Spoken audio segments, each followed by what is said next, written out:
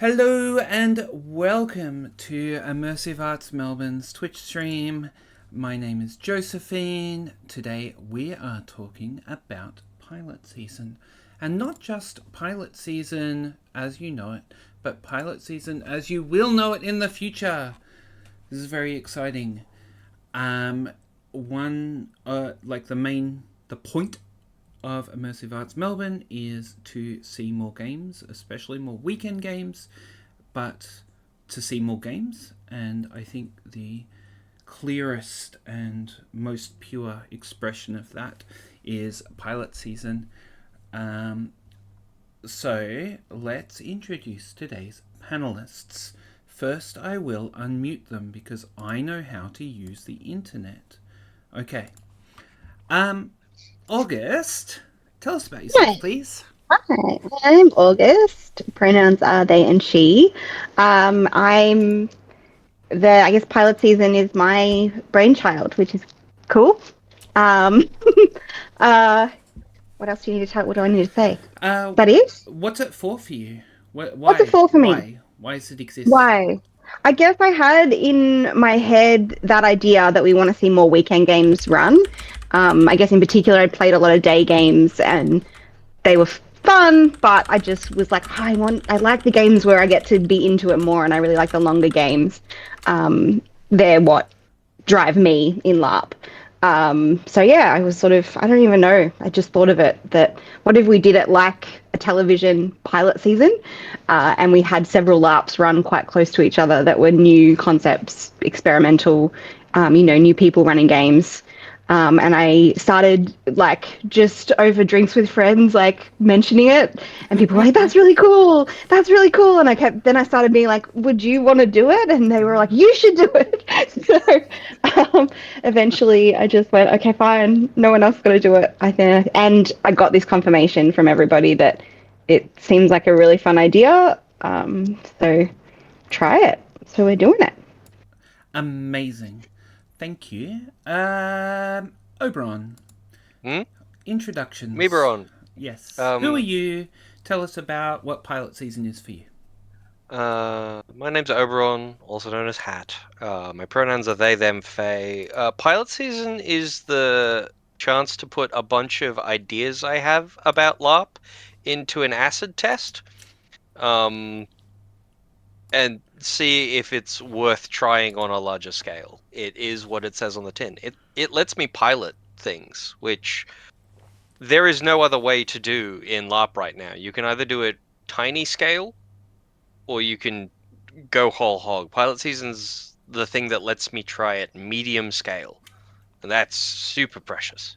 That's Amazing. cool. Thank you. Josh. Hi. Back on the stream for the third time, I think. I'm Josh. Pronouns are he, they. Pilot season, yeah. I've been very good at having lots of interesting ideas that have gone very nowhere over the years, and pilot season's kind of this thing with deadlines and a time frame saying, hey, you need to get this done, and you have the opportunity to do it, but also the site's booked. You do need to run a game. And so it adds this really low but lovely external pressure to just make sure that I can make something. Yeah. Fantastic. Yeah. Yeah, I think for me, hi, I'm Josie, and she, her, and I think for me, I have spent a lot of time over the years seeing real cool ideas for LARPs just not happen. And sometimes after a bunch of work has gone into them, sometimes they have rule books and law documents and all this stuff, and they don't happen because no one books a site and a date, and no one wants to deal with insurance and ticketing. And I love this idea where we're just like, okay, we want to play cool LARPs, and so if you give us a cool idea and stuff, we'll deal with the boring shit, and it can happen. So with that in mind, let's talk about what's the boring shit. What do we deal with in pilot season? What's the stuff we do for our creatives, August? Yeah, that's a me question. Yeah, it's a lot of the stuff that you said. Like that's kind of the idea of this is we want to take the load off the kind of background logistic stuff off LARP, right? So they can focus on the creative work of writing the game. Um, so that includes, I'll just go off my list, site booking and management, ticketing. So we'll list your tickets and manage all of that side of stuff. Insurance, Josie already mentioned. We do a little bit of marketing in our own like platforms, obviously here on the stream and some other spots. Although with these two games, the two games, which is Josh and Oberon's games, they had audiences of their own. So we honestly this time didn't have to do a heap of marketing for them. We also organize a site visit weekend workshop for the whole all the teams. We sort of did a little mini version of it this year, and it was so good. And I came away with so many ideas of how to make it bigger and better for future teams. So I think that just as soon as I did the first version of it, which was just little, I was like, this is going to be an essential part of the kind of framework of pilot season going forward. We also organise catering, and then we can support you in your timeline planning and accountability check-ins, things like that. And then after the games, we'll also be collecting player and crew feedback in kind of a more systematic way so that, yeah, people are getting useful data and also, what do we want to say? Qualitative and quantitative, info from players to take forward in whether or not they run the same game or just future projects, which might be something different. Does that answer the question? Do we want to dig into any of those? All right. Yeah, I guess I want to add, like, we did offer sort of writing help and stuff like that. It's just these guys didn't really need that. We did some proofreading, and yeah, we'll look at your stuff. Is there anything August missed that we think that you guys want to add to that? They're a soft production team, like an executive producer, the kindest one you will ever have, from my experience in theater. August will check in after too much quiet to be like, "Are you dead? Are you okay? Is your game happening?" And thus far, all I've said is, "Oh yeah, we need to have like a meeting. I don't know what to talk about though. Everything's chugging along, but yeah." And just having that very gentle spectre hover near you, like a boo in a haunted house 3 doors down, is very helpful, honestly. As oh yeah, right, I'm doing a thing I need to finish. Honestly, that's what I've found about the program so far. Also, it's access to a pile of people who have done most of Victorian LARP throughout the ages. Which means if you have questions or you have experience or you lack experience, they have it. They have all played games or games like the one you want to make already. It is fair to note that we have not played. We've played a lot less of the freeforms.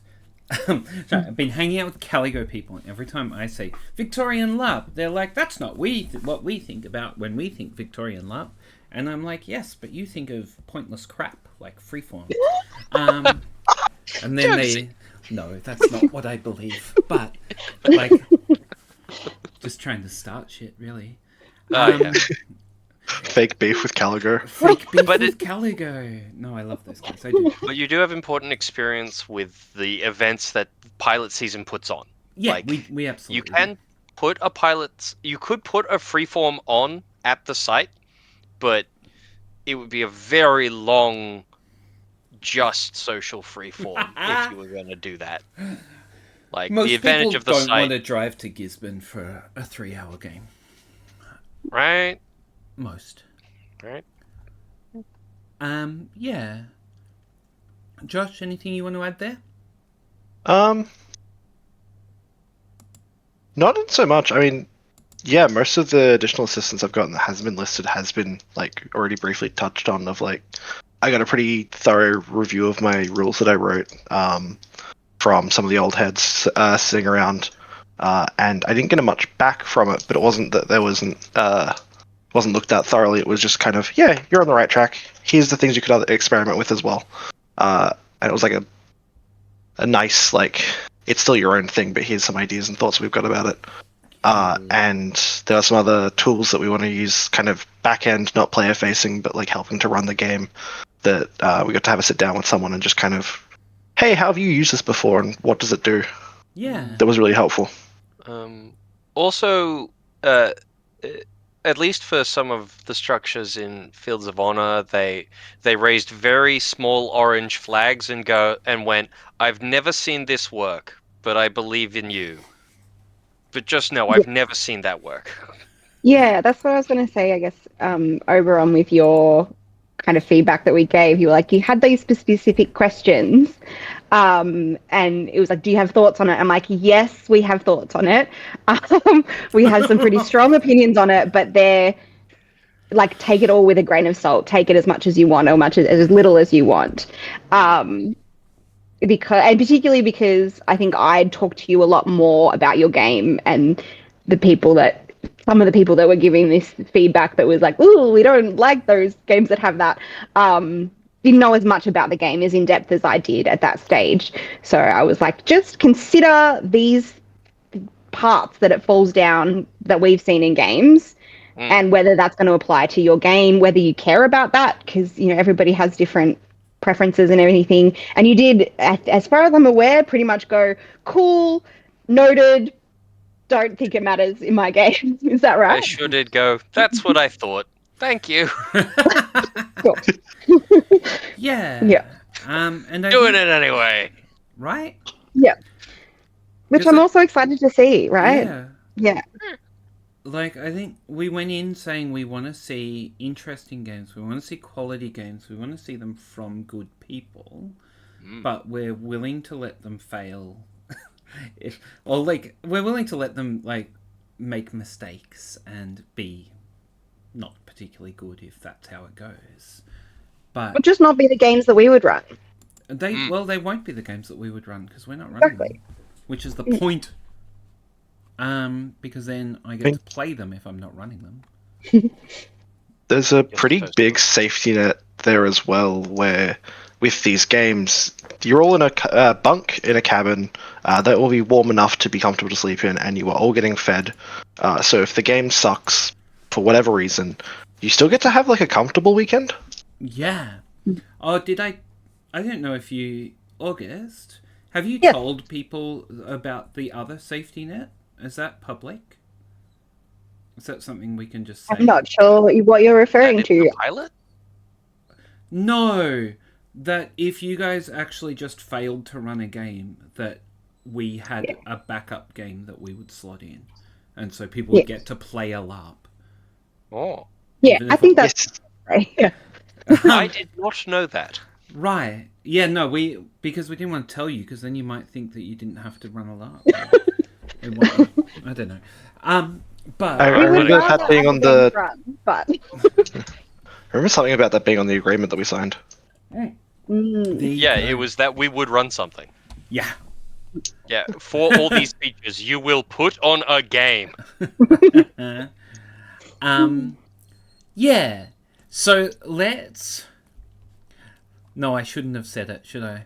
Anyway, Kimiran's right. put it out in the main one. Anyway, what are we doing here tonight? Why are we here? Why are we talking about Pilot Season 2027 already when the 2026 games have not yet run? August? Sorry, I got distracted. What was the question? Why are we talking about Pilot Season 2027? Yes, very good question. Essentially, so pilot season will run hopefully 3 games in 2027. They will be in June, July, and August. And so I would like to allow the next iteration to have at least 1 year to prepare for their game from when they get an offer from us to when they have to run their game, which is not what these teams got. So anyone that comes to these games be so impressed with how amazing they've been, considering they had less than a year to take it from basically concept to a whole weekend game for 50 We had participants. less than 2 months to draft concept. Yeah, it was very fast. So in order for us to facilitate that, we will need, I'm going to work backwards. So I will need the offers to be going out in June, and therefore I need to close pitches by end of May, which means I'm going to be opening the pitches next month in April. Ooh. So I want everyone to know what they need in order to pitch for pilot season, so that, yeah, they can do that next month. Next month, when Yep. all of the people will begin sending pictures, and they'll be great. We're very excited. There's a few things that you have to do if you're going to. Yeah, and also, sorry, the other thing that I wanted to mention is these guys had to release their tickets in January, which is a bit of a shit time to release tickets, and we made them release their tickets right next to each other, which is also a bit of a shit thing to do. Like, Josh and I did internally agree to that between each other as well. yeah, right, thank you. Yeah, and the same ticket price because we were looking at slightly different Yes. values of things, and it's like, no, let's make sure we're consistent. Which is great, and that's the sort of teamwork that I think is really lovely. Yeah, there's a side feature of pilot season. There is going to be 2 other games in the same boat as you, and you get to steal from each other. Yeah, that sort of support, the community culture thing. Can you elaborate on, like, stealing from each other? What do you mean? Most of the structure of my Discord was based on the first time I looked through the Deadlines Chronicles Discord and went, that's a good setup. I like that. Let's do that. And also, a bunch of people in Deadline Chronicles are either playing or helping out at Fields of Honor. A bunch of the GM team of Fields of Honor are either playing or NPCing for Deadline Chronicles. You will have a population who are already in the space of running games that you can interact with, and they'll be at the same difficulties you are. You will have peers in a very visceral sense, which is very helpful. Yeah, I love that. That never occurred to me, but that, yeah, seems like I Really would, beautiful, isn't great. it? Sorry. I would be a Possible. lot more stressed if I couldn't occasionally scream at Josh about the particular nature of stress that comes from being a director. There's also, when we were both pitching our games, I encouraged Hat to pitch when pilot season was first going through, and then we were bouncing our ideas off of each other before we even got to the point of submitting them. Like, we started Nice. building teams, and we talked to our teams as well, but we were like, hey, we're both going into this thing for our first time, we're working with similar frameworks. What are you doing? Yeah. What's that look like? Why? What aren't you doing? Like, what Yeah. what are some labels you're not using? What are some ingredients you're skipping? Ooh.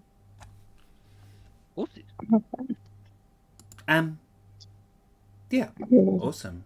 I guess so. Important thing. Things you have to do to pitch for pilot season. We have what's called our game runner agreement, which is a proper document. It's very legal and important. I mean, sorry. I haven't struggled to take things seriously, but this is actually a proper document. It has a purpose, it has a term, it says you're a volunteer, it says we won't pay you. It says that you don't speak for Immersive Arts, and so forth. It has a list of responsibilities. The game runner agrees to develop and run a game, attend scheduled meetings, do all the things that they have to do, and turn up to all the things they say they'll turn up to. Not be a dickhead. endeavour to adhere to and uphold the values of Immersive Arts Melbourne, follow the safety and consent and inclusion policies, because one of the things we were really worried about when we were like setting up this thing at the start is, what if we like tell someone they can like fund somebody to run a game and everything, and then they like, I don't know, turn evil, or let, I don't know, so forth. Anyway, what we do is we book access to venues. We do our ticketing and participant registration. We support the game runner with safety oversight, volunteers, logistical coordination, catering, feedback and evaluation. The game runner is responsible for all the costs. Ha ha ha ha ha. But any expenses, like we make. I mean, it's a thing where it's like, yeah, the ticket money goes in a pile, and the game runners are like, we need this money to pay for this thing, and then we send them the money and they pay for the thing, and that's all well and good. And the point of that is that it's sort of a buffer for LARP runners, and it means they don't have to have their own treasurers and things as much. They have like a budget, and then they can be like, yeah. Anyway, there's the rest of the contract. It is important to note that Immersive Arts takes no ownership of any creative content at all. Like, it remains the people who are writing and running the game. Except if you like write a game and then disappear, and then we get to run your game for you. And also that we can use photos, videos, and descriptions of the work for documentation and promotional and stuff like that, as long as the people who are actually in that also agree with that, and so forth. And there's a whole thing about how that all works, including budgets, including financial arrangements, including ticketing, including catering, and including values, like safety and curiosity and collaboration, and you have to play games if you want to run a pilot season game.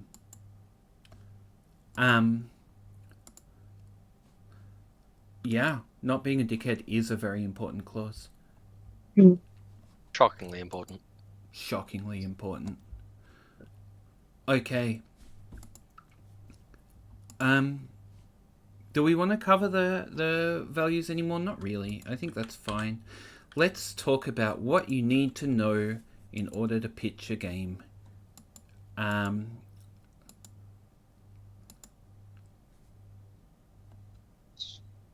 What do you have to put in a pitch? For me? Yeah, is that for me to answer? Sorry. Yeah, so that's all right. Yeah, I'm trying to think of what's a good way to do this so we can have everyone involved. I mean, I could tell you to go through the list, and then you can say what you had in your pitches. So the first one is great. The first requirement is a name for the game that you'd like to run. Woo. This is where you say the names of your games. Yeah, so the names of your games. Yeah, I'm running the Deadline Chronicles because it's funny. I'm running Field of... which was a name that had to be workshopped because all of the original names had reenactment events named after them already. And I went, damn. Yeah. How dare they? It is important that you come up with a name that's not used for a different event. And at minimum, a name that's not currently under use. Yes, like, ideally. If it's a done thing, but I didn't get to call it the Field of Cloth and Gold. Oh. Fair enough. All right, I'll go to the next one. Next one is you do need like a little elevator pitch. It's just a few sentences. I should say the pitch. I've got 4 different pitches that we've had, and only 2 of them have become games. Ooh, sizzle. And they're all like 1 to 3 pages, I believe. I think may or might only be 1 or 2 pages. So it's not a huge document for that initial pitch, unless you want it to be, because they all vary quite a lot. So it's not like super prescriptive. So name for your game and an elevator pitch. So that's 2 or 3 sentences about what your game will kind of look like. Do you guys want to give elevator pitches for your game? I found mine. Did you? Got it? Yeah, I went digging for mine as soon as it came up. Yeah. So I'm gonna have to find this. Fantastic. Oberon, you can go first. Okay. All right. So mine was a one-page pitch. Fields of Honor, a game of lies, livery, and lineage. A 2-day, 2-night LARP set at a grand tournament featuring the pageantry, pomp, and politics of a royal event. Basic principle of that opening sentence is: what if someone didn't need or want to read the rest of it? Open with everything you're about to describe, but in the shortest version possible, because you will say that sentence a lot going forward. You will just have this repeat sentence that explains your LARP, and it should be accurate. Yeah. It'll likely also be used written places that you need a short description. So you'll probably have to see it pop up on Discord posts and Instagram and things like that. So if you hate it, then it's not going to be good. Yeah, have a tagline that you're okay being heard said by someone else. Yeah. My next paragraph is a bunch of waffle about the setting. Do you want me to say it? No, it's okay. Yeah, I then spent a paragraph waffling about the setting and the framework of the game, and then from there on, it's 3 more short paragraphs about what players are doing, what players look like, and what the kind of systems will be used. I described like we're hosting workshops about heraldry, fighting, and noble etiquette, because these are the 3 features of the game that you actively do. A description of what players are, in that they are nobles, and then the primary themes, and then I finally listed off my player disposition, which is how many players, what are the teams split up to. So I said, this is incorrect, but because I added 4 more players, but in the pitch, your pitch will change from your document. I added 4 more players from this. But yeah, 36 players in groups of 8 across 4 great houses, with 4 places left open to tawny knights and merchant lords, and a 10-person GM team running various positions of the royal household, a blue bard's LARP. Yeah, end with the name of your team, because that will help you. But yeah, that's the breakdown of my pitch. Was setting, gameplay, people. Thank you, LARP Hecklers, for joining the chat. The name is an incredibly hard thing to come up with, I agree. And it's also remarkably important, which means people often get stuck on it. But, yeah. Josh, got a pitch for us? Yeah, that's the best way to break this down. So when we were given like the guidelines what a pitch could have in it, I treated all those things as like mandatory headings when I probably didn't need to. So I've got a 2-page pitch document, most of which not super important. But the baseline elevator pitch was that the Deadline Chronicles LARP will be a combat-focused game, mixing linear and freeform elements to try and create a roguelike dungeon gameplay loop. The intention for the game is to use a mix of freeform hub area and a linear dungeon to deliver story. Alongside this, the intention will be to try and develop camaraderie between players and characters through rules, gameplay, and story. This game will be primarily PvE. Yeah, beautiful. Yeah. Also, I think, like, the version, over time, you shortened that down to, like, the one-sentence one. That I'm shortened that down, and then also got a better understanding of some of those definitions, and decided to use or not use them heavier. Yeah. I think using the different things I want in the pitch applications, as headings is perfectly fine, and you weren't the only person to do that. Like, yeah. In fact, I think it's great. It means you hit everything. Absolutely. And that means that when we're going through pitches and looking at what people are doing, we're like, what does this one want for its, like, this thing? And then we can just, like, yeah, it's great. Yeah. Okay. So you've got your elevator pitch paragraph first, and then Mm-hmm. what are your headings? Yep. Like, So the headings I've got the name of the game, an elevator pitch, goal and purpose for running your game, planned format, a desired number of players, up to 50 participants total across categories of NPCs, GMs, and crew, brief setting and story, rules, vibes, the name of at least one collaborator, and I think I added this on myself, but intended audience. Yeah, that's literally my list. Except that, right. yeah, the intended audience was one that, Josh had put in their pitch and I adopted. So, yeah. I also sent through with mine, I think... No, the logo came later, but I did send a crew list, which was the names of everyone in my team and what they were going to do both out of the game and in the game. Like how critical they were to the team, because I felt it was important to be transparent of this is the people building the game and this is the people that will help run it, because these people will not be part of our interactions. You will not meet my mother until the game. Tash is not helping out until we're there, outside of the general assistance of helping me live. Yeah. Yeah, great. There's a few on there that I wouldn't mind chatting about. So I guess with your view a bit, Josie, too, because I think it's some of the ones that are important to us is goals and purpose for running your game. I think is like we kind of important. It's so important. We didn't want people running games because they played a different game and didn't like it. We didn't want people who were running games because they just wanted to be a LARP, right? In general, we wanted people who were running games because they saw a purpose for those games. We wanted people who were making art, and or challenging themselves in some way. Like there's a few different vibes there, but it's nice. I think LARPs become more art if you've got questions you're trying to answer or things you're trying to play with or experiment with. Yeah.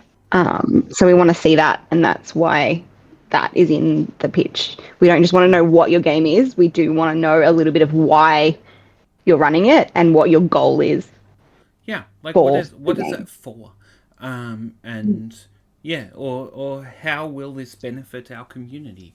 Like stuff like that is really great to know. And like I want a game where like there's a lot of very good reasons to run LARP. And we just wanted to make sure that we always want to make sure that people who are running with our logo attached to them like have good reasons, like whatever those reasons are, that they're good. Yeah, it can also be helpful to have that purpose in mind when it does get tricky, when you're in the like struggling, the pain of being a director. Why am I doing this again? Oh, that's right, I had a reason. Yeah. Also, even when you need reasons on like the artistic level, you can also have superficial reasons for your LARP. I really like knights, so I made a game about knights. That's almost the entire core of how it occurred. There's a bunch of other things my game talks about that I said really well in the pitch. Yeah. There's also a way to phrase that, right? There's a way to phrase it as, I would like to see this kind of game in the community because it's not running. I think this is a really cool area that's not being explored in Victorian LARPs. The So I primary want to bring themes that are to the the. messy, dramatic schemes of nobility of medieval society, placed alongside the romantic ideals of a contest of romanticized chivalry and knightly valor. I like You, knights you can too. give it the words, but that superficial reason can and should exist for you, the LARP right. Because the game should be for you first. Yeah. Yeah.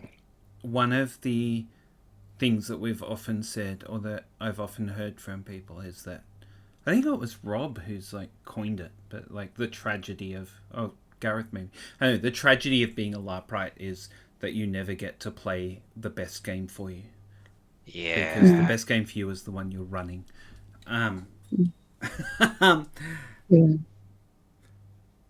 Yeah. yeah, so it's tragic, truly tragic, very sad. Were there any other ones in that list you wanted to dig into, August? Um. Oh. A little bit the name of at least one collaborator. Yeah. I feel like that's an odd one that people might not expect. But yeah, just yeah. I don't know, Josie. What are your thoughts on why do we put that in there? Why do we put that in there? Because if you are trying to run a lot by yourself, you will fail.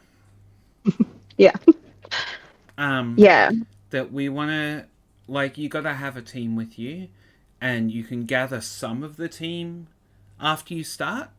But if you can't get somebody else excited to pitch with you, then you're not going to get enough people to want to run with you. Yeah. And if you can't get people excited to pitch with you, then maybe what you should do is volunteer for somebody else's lap first. Mm. Um, Yeah. I really like that. but we want, like, there's lots of places for people who don't have their collaborators yet in LARP, but like director is not one of them. Mm.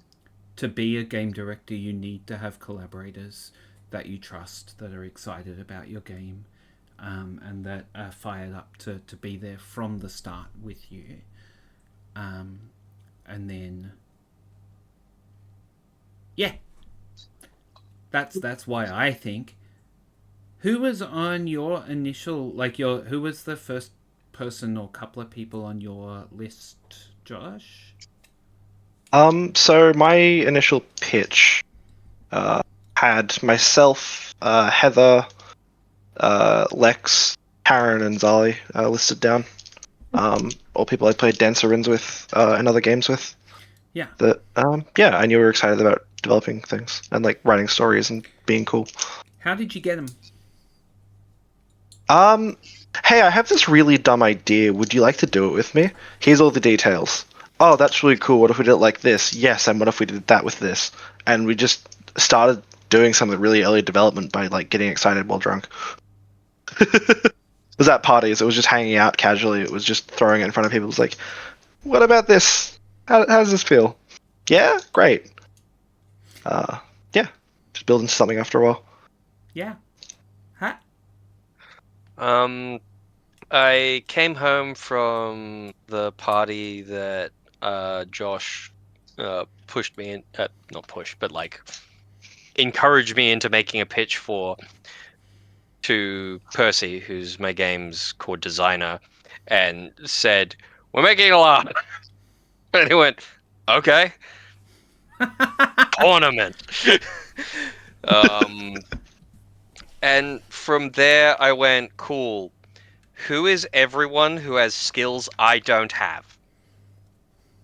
I cared a lot about whether or not I knew them as a person and whether or not I think they would work well with me as a director, because not all of your friends you should be in charge of. They just won't like that. And also, do they or can they do things I just can't? Um, so I deliberately asked a bunch of people who had way more experience with freeform games and everyone I knew who had experience running tournaments and went, "Hey, here's the rough pitch of a game. Do you want to help me run it?" And thankfully, everyone I primarily asked first, said yes, so I didn't have to move to step 2 options. But yeah, in that first week, I poked them all, and then at the end of the week, we had a meeting in which, and that meeting was also their chance to bow out, where I sold them the dream. Like, this is my vision of the game. Does that sound cool? If no, thank you for listening. Here's some dinner. Carry on your way. I'm exceedingly blessed that they all said yes. Yeah. Also, I love how this idea that you've pointed out, like, it's a thing that we're doing by choice. No one's here because they gotta be. Yeah. We're not being paid. We're Nope. not. We're This is a getting nothing volunteer. but We're doing art this out for of fun. this. Art is precious, but art is something that you should do because you enjoy it. Yeah. And this means the people helping you run your game and get it off the ground should enjoy that too. Mm. And if you feel during production that they're not, talk to them as soon as possible. Shit's Yeah. hard, and Shit's only hard. gets harder the closer to deadline. That's right. We'll be fine. But we're built different and invincible. Yeah. Yeah, I'm warning for the others, because, they need to know. No, for those other people who aren't built like you guys. Those guys. Yeah, fantastic. Yeah, so the collaborator field is super important. What's next on the list, August? Of the same list. I mean, the ones we can go more briefly over. Yeah. No? Or do you want to go on to a next thing? Is there anything else on that Yeah. list that you would like to talk about? I guess is where I'm. I think the others are fairly like what you would expect. So, like, what are you running, a linear or freeform, or like what format? How many people are you running it for? Which I suppose we should talk about the constraints that we are putting on you. It's probably the next topic. The brief story and setting. None of these things at your pitch time need to be that detailed or set in stone. It's just that you've started thinking about it. Same with the rules vibes. That's why it's said as rules vibes. I'm not expecting you to have like a working, functioning rule book at pitch. It's just like, oh, I think it'll be a bit like this.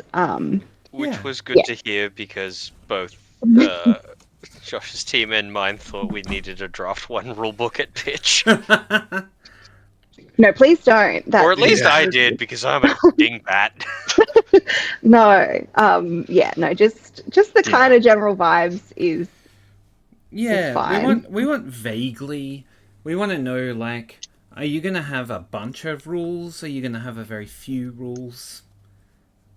Are your rules gonna, like, do players do a bunch of math while they're playing or no? Like, these are important questions. But, like, full written out rule books are not part of the pitch document. Part of the December deadline. Part of the December deadline. So... Well, actually, it'll be the October deadline next year. But there we go. Because I think December was actually too what late. Generosity. What love.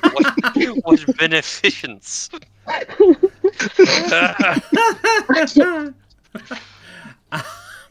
You're right. I am confusing the pitch with the December deadline. Amazing.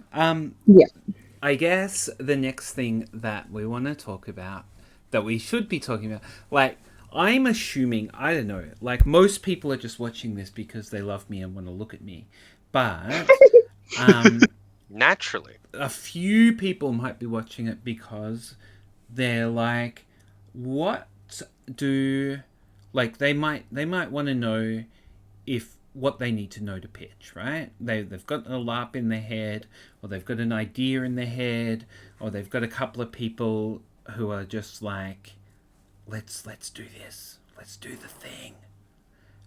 And so some people we will be saying no to. which will happen for some because we have too many pitches, and we can only pick a few of them, and for some because their game is not the kind of it doesn't fit in pilot season. So what kind of games don't fit in pilot season? What limitations? What are the we're not running a 3-hour freeform, although Caligo does have excellent systems for people who are interested in running their first freeform. Go and talk to them. But like, that's not what we're doing. What are our restrictions, August? Yeah, so I guess the things to bear in mind is they are weekend games, so they go from Friday afternoon, all of Saturday, and then just the morning of Sunday.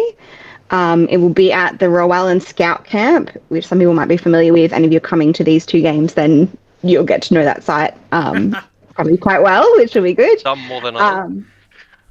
That puts some constraints around it as well. So we are also only doing cabin accommodation, which means there's no camping, which does cap the number of participants that we can have.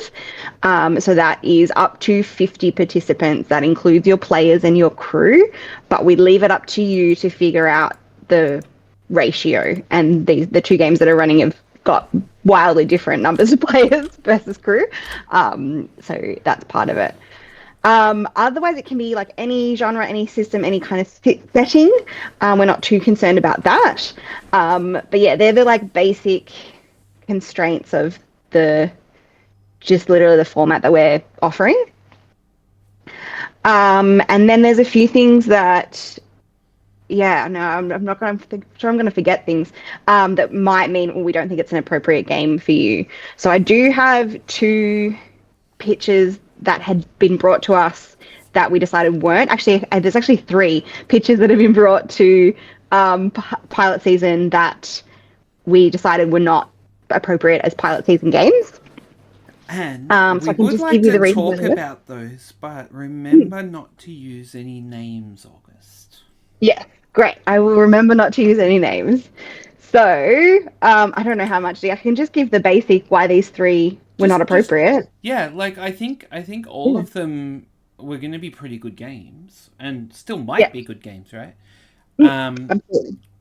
But yeah, like, so your niece pitched you a game. Yes, my niece pitched me a game, which was adorable. All of us a game, and did an excellent all of us a game. Pitch. It was such a good yes. pitch. Which I should say she's 10, and I sent her the same list of things that I wanted in a pitch that Josh and Hat got and some other people got, and she filled that all out with some help from some adults, and that's one of the reasons where that at least one collaborator becomes important. If you're a minor, then you'll need at least one collaborator. But her game, the reason that we looked at it and went, it's probably not pilot season, is because it's a 1-day game. Basically, we'll run from like lunchtime or just before lunchtime to a feast in the evening and then wrap up. Which it's going to be an excellent game. And we wouldn't want to change that either because it's for kind of core to the game. Her age. It's really core to the game and to the target audience, because if you're trying to get primary school age kids to come to a game, doing a whole weekend is actually too much to ask for most parents and kids. Yeah. Is that enough detail on that one? Yeah. So that was a really cool game, and I will definitely play it or possibly help run it, but it's not a pilot season game. Not a pilot season. Yeah. Yeah. Yes. Do you want then another one? Yeah. Another game was pitched to us that, I mean, I did get permission to talk about it, was originally, the original concept was to run it for a Swordcraft warband. It was kind of a game designed around that particular group and more or less in that setting with those characters. And we just thought that's not really what we're going for. We're looking for new things to be running. I think great if you've got a warband and you want to run a game for your mates that's extra to Soulcraft Quest or Yeah, it sounds Soulcraft amazing. Games, that's awesome. I just don't know that it's for. Yeah, I just know that it's not for pilot season. Yeah. Yeah. I think the first time I met Hat might have been at a warband weekend LARP. Yeah. Yes. The Like, first they're time I great spent games. any time with them. Yeah. Yeah. Yeah. Yeah, it was And South. I guess Yeah. Cell camp. similarly, we might like even existing kind of properties. Yeah, we would prefer games that are run in settings that are written by the people who are running them. Yeah. Like, I don't... Yeah. Or, like... Sure, somebody else's, but with the serial numbers filed off a bit. With new characters. Rather than being dependent on somebody else's intellectual property. I have a weird curveball. Yeah. What about a historical LARP? Mm. Because that is an existing setting. You'd be using existing history to play it out. Does that factor into the same concept? Yeah, it's a LARP, not a reenactment that you're talking about, though. Mm-hmm. Yeah. You're still playing characters and there's still mechanics, but Yeah. you based your setting on actual history. Oh yeah, no. I Like think that's anything, fine. I think that's fine. I think anything that is what's the word for stuff that is not somebody's copyright? Open source, no. No, that's where they give Reused. it away. No, like public domain. Public domain. Public domain, yeah. Public domain Yeah, I settings, think totally fine.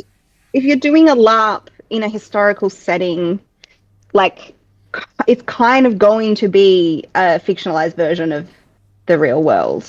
Because it's a LARP.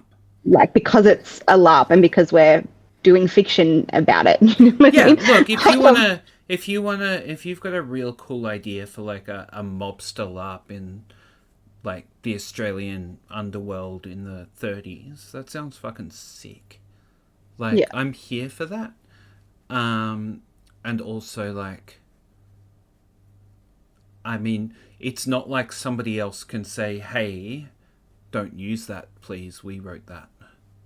Which they can do if you're running a Warhammer LARP or a Firefly LARP or whatever. Yeah. History is not intellectual property. It's just history. Yeah, right. Or like mythology LARPs. Mythology LARPs are great. Public domain. Yeah. Good question. That is an excellent question. Okay. Yeah. The third one. Do you know what the third one is? I actually don't know what the third one is. Usually we're not allowed to talk about it. Oh, so that one. Gareth from Immersive Arts Melbourne did Oh. a LARP or ask if he could run a LARP as pilot season. And I said, no. No. One of the most established LARP runners in Victoria. You can't be a pilot season LARP.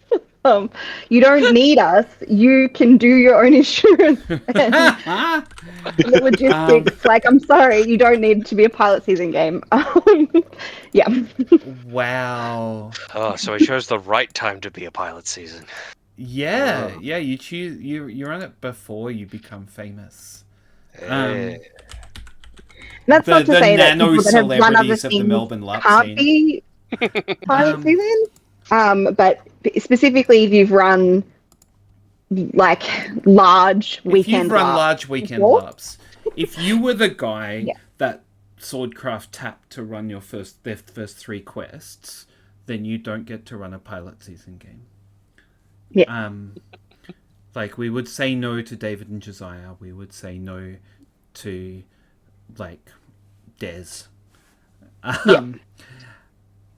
We wouldn't say no to people who'd run a bunch of freeforms and hadn't run weekend games. Because it's a different field, right? Yeah. That's right. I had forgotten about the one we don't talk about. Yeah, I've Please forgotten do not about it. ask So us that was about reciprocity. Yeah. Anyway, what am I doing? What's next? What's on the list? What's on what list? That's a great question. Okay.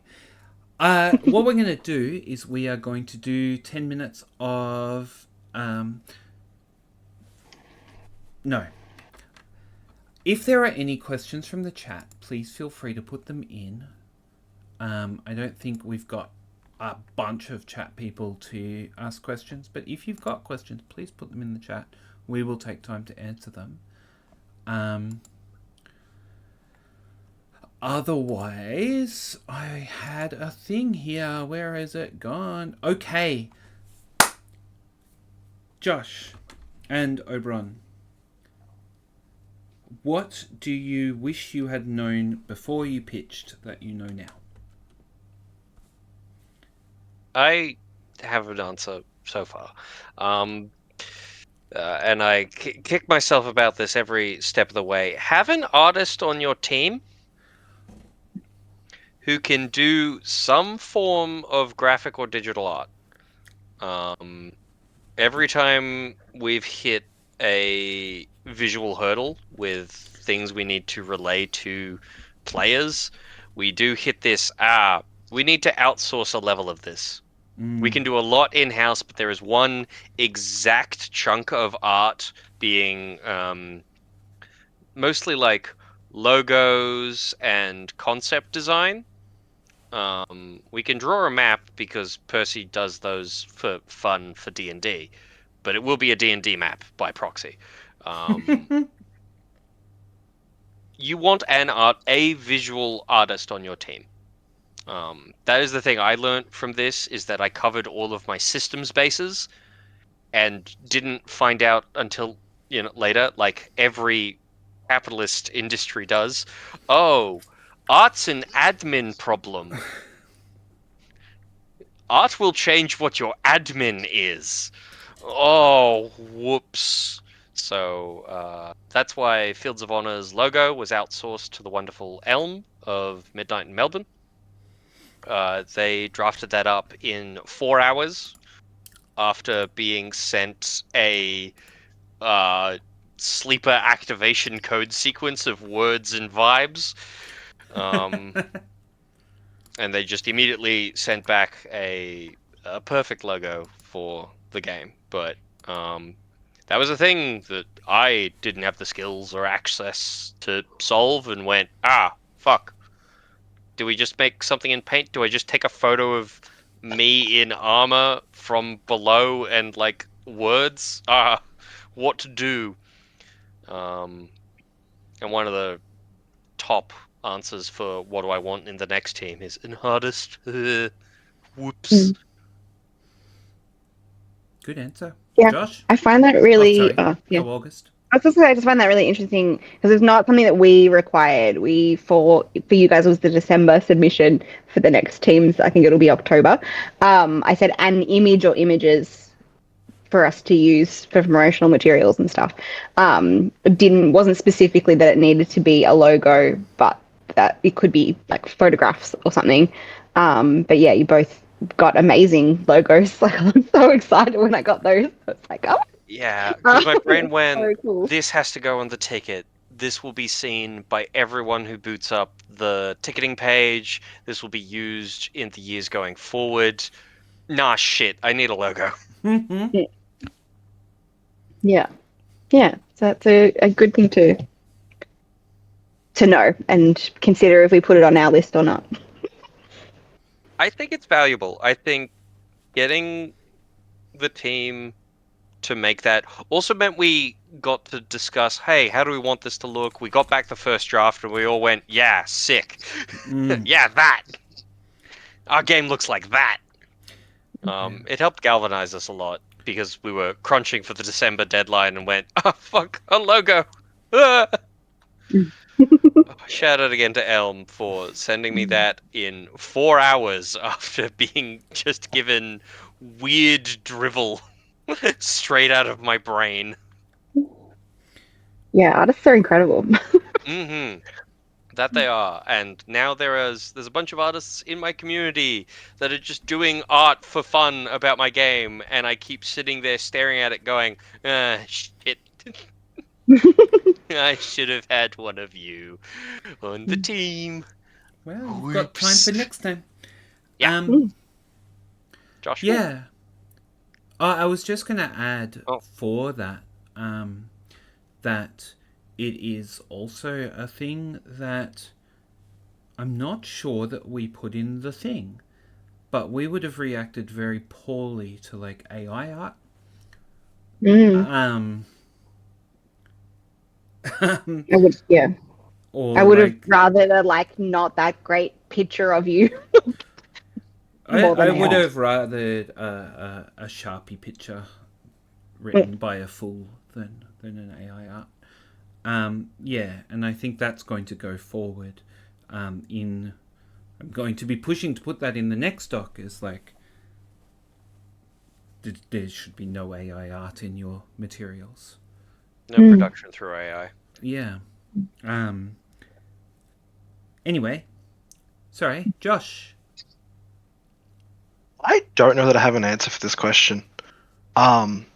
There's a whole bunch of things that I have learned during this process that I don't think I would have learned if I didn't experience the process in the first place. A lot of lessons I've got of like how long things take, how much leeway to give people, how to manage a team, how to deal with unexpected interactions, how to make sure everything you want to do works and goes straight forward.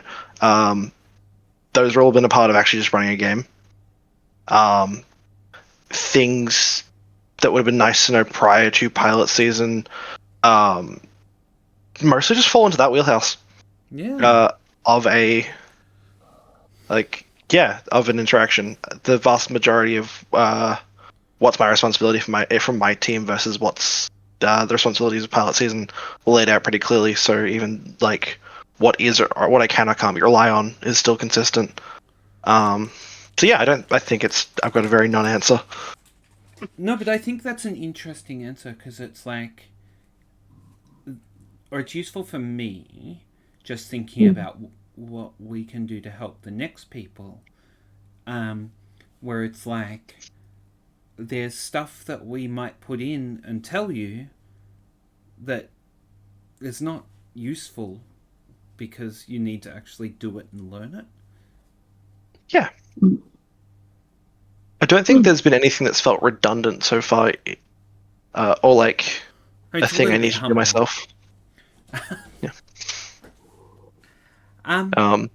But yeah. Oh, I don't know, maybe cool thing to pinch at least, so I can at least give like a productive thing. Get you a guy on your team who knows a guy. I have Lex on my team as like my lead story person, and a solid half of the people who have been recruited onto our team, of like our 8-person team. Is that math right? Yeah, thereabouts. Have been people Lex has known and said, hey, they have this set of skills and it'd be incredible. Like both of our amazing producers that are helping like get everything production ready were people that were dragged on later. Our artist novel was a friend of Lex's. Yeah, if you don't think you know people, you probably know someone who knows people. I'm the knows people person on my team. There you go.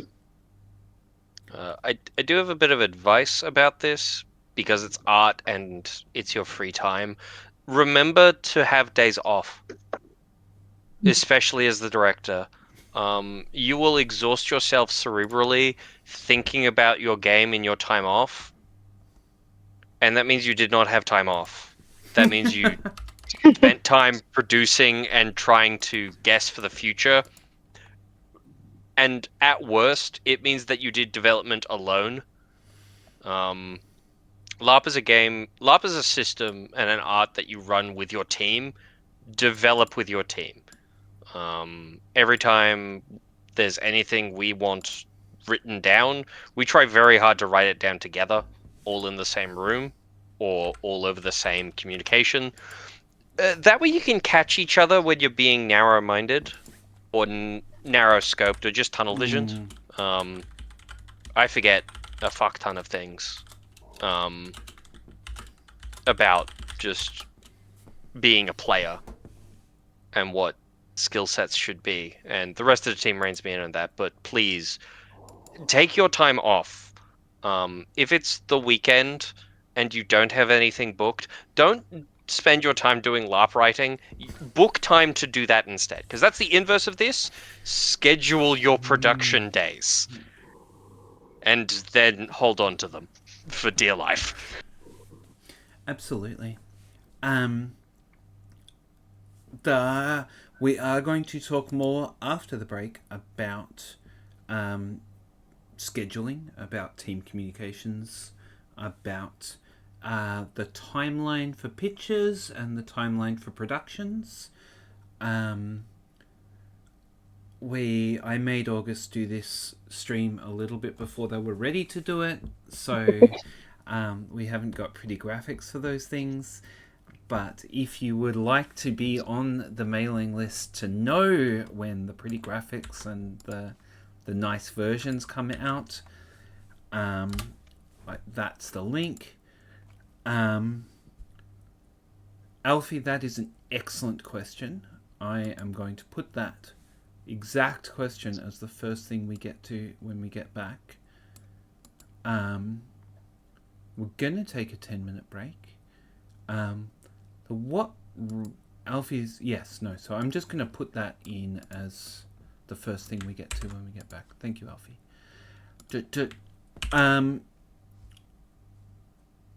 What else was I going to say? Okay. Amazing. Let's take a break. On that fabulous take a break advice.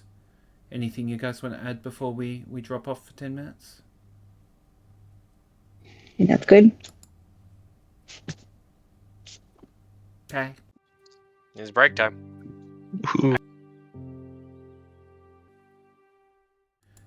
And we are back! Hooray! We are back. We're talking about pilot season 2027. Somebody's got the stream unmuted in the background. Is it me? Anyway, no, it's not me. Hooray. Me. Okay. So, we are talking about 2027 pilot season and how to pitch a weekend LARP for us. We have the most incredibly talented person, me, and also some other people. No, the incredibly talented and delightful directors of our two pilot season 26 games with us. Hat and Josh, and we also have the incredible genius behind all of it, the delightful August. We are going to answer some questions about that from the chat about pilot season. We're going to go through the dates that we require things and need things. We're going to talk about team communications. We're going to talk about some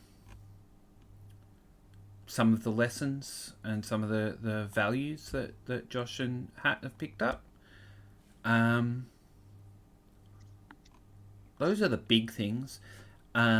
Once again, if you would like to know everything that's happening, you can jump on the VicLARP event calendar. You can sign up for the Immersive Arts mailing list. You can subscribe to this channel. I love numbers. Give me numbers. Also, just before we left, Alfie asked an excellent question, and it goes like this. What ratio of time are you spending on different aspects of production, such as writing, training GMs, making props and costumes, and administration? And I think that's a question for all three of you. Let's start with whichever one of you would like to go first. I'll do it. Thanks. All right. Good job. Okay. So one of the things that August required in the December timeline last year was a timetable of when the bits of your LARP will be done. This was very helpful because it means I had to write that down. Am I holding to that timetable? So far, mostly, kind of. But the fact that I have it there is very helpful. I then last year we met every fortnight. We have since met after ticket drop every week to do a discussion on what needs to be done, how everything is going, and if there is any writing for the game, that's when I do it. Before then, I will fuddle about, I will play with ideas, I will write things down in notes, but I will try very hard to wait until I am with my team again to put anything into near stone, like even sketch out what the stone will look like, and then we put it through stone, and then we do series of revisions and edits between myself, Will, and Percy, my editors. We bounce all of the documents between us until it's looking how we want it, and then we will come back and talk about it next time. Currently, a lot of my admin is going into the rulebooks. Pilot season lets you do revisions on your rulebook because it's a pilot, because your players know this. You can submit your rulebook in stages. Fields of Honor's first rulebook was the bare bones of its rules. And it also came out at 20 pages long, which meant that I had shit to do with the rulebook. And our next two rulebooks were also 10 to 20 pages long. So, but now that they're out, we're spending a lot of time going, right, these are the questions that have come up from our players. How do we fix them from there? So that's what over half of my production time is right now, is getting the game working on a text level. And then the other half is delegation. I have delegated all of my props and set dressing to other people to work on, and I am trying very hard to let them do that. Because once you delegate, you basically just let go. Just let them do it and let them succeed or fuck up. If you're desperately worried, check in, make certain that it's happening, and have a deadline for when you want it done, not need. The deadline of need is when you run your game, but you never want anything done then. You want everything done earlier. One of the goals in my timetable is that in an ideal world, throughout June and July, the team will be doing nothing particularly important. We will be making things for ourselves that we do as LARPers anyway. But ideally, by June, my game, including everything my team intends to bring to the game, is done. So, as an example, according to my timetable, at the end of this month, I need to make a pretty version of the rulebook or the player's guide. One of those two. But the last time that I'm doing anything important is that I want everyone to have costumes done by middle of June. Yeah. That way they have a month where they're not required to do anything before the game. That's my ideal. And that's how I structure all of the time to get things done. What about you've got a few workshops? Workshops are very important to my game and to my ethic of play, so I have a lot of them. But I find it very important, especially if you're asking players to do things you haven't seen in LARP right now. It doesn't matter if this has happened before, but if it's not common in the games you play, I feel it's important to workshop them. That way people don't enter your game learning how to swim. Put them in a kiddie pool, put them in a low-stakes environment with whatever clothing they want, without the fear of the game hanging over them, to play out chunks of your game, which is what workshops are great at doing. They also force your community to come together and behave like normal people at the gunpoint of the game. And that's also super helpful, because it means when you get to the game, they won't all be strangers. Yeah. So I have a pile of them throughout April. I have the etiquette workshop in May. Yes, in May. Um, and if I feel I need more, I'll do more. I also got requested by the players to do a read along of my rulebook because people respond to audio. So I've been Yeah. doing that, and I will probably book more of those because that's an easy thing to do with my time. Um, how do you balance all of this? I kind of make it up as I go because predicting how long any of this takes is very fucking hard. Give yourself a lot of leeway, but still have a deadline, is my advice. Yeah. Put the deadline close. Put the deadline close enough that you can feel it, but not so close that you'll never succeed. Speaking of the deadline, Whoa, segue. how good was that segue? Sorry, that was good before I called attention to it. Speaking of the Wow. deadline, what ratio of time are you spending on different aspects of production, Josh? Yeah, best way to answer this like on micro level, so it's like time blocking. So my team meets currently twice a week. Prior to the end of February, we're meeting once a week, where we would go through our living timeline with a task, which has a task breakdown of what needs to be worked on next. So, like uh, baseline ideation for rules, story development stuff, all the way to final production, and then the people who are responsible for those things will either be working on them by themselves or setting a meeting with people during the week. I'm most weeks working on my game for 2-ish hours, 2 or 3 nights a week. When we're getting closer to things, crunch times where I'm realizing, oh shit, things need to be finished, maybe that blows out a bit more. But so far we've been doing everything front loaded that needs to go to players, making sure documentation's finished and all that. And then the next few weeks after our workshop this weekend, we'll be going towards finalization of any story elements that's sitting behind that players will find out about at the game, and props. Yeah. So between when did we start? Like September, October-ish. About then. September. Yeah, between then and I say now has been purely rules, story, logistics, testing. Between probably after next week onwards, will be refining and finishing anything that isn't player facing, and then making props, and that'll run all the way until April, because we kind of want to give ourselves the hard cutoff of our game ready by April 31st in its entirety, so we have time to fuck that up. I'm hearing leaving pillows from everybody. Sorry, Yeah. keep going, Josh. Give yourself space to crash. Yeah.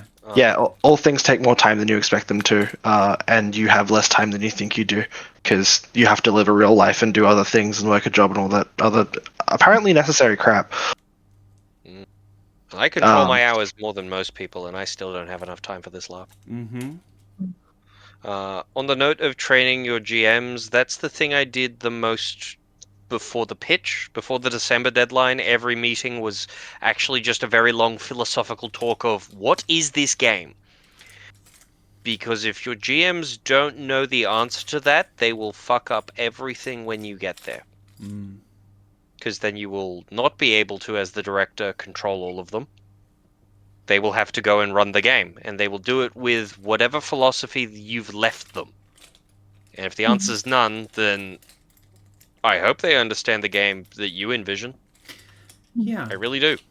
But Yeah. I spent a lot of time last year, like through September to November. We spent December crunching it all and putting it into data, but I spent 3 months talking philosophy of player, GM, and game with my team once every 2 weeks for 4-ish hours.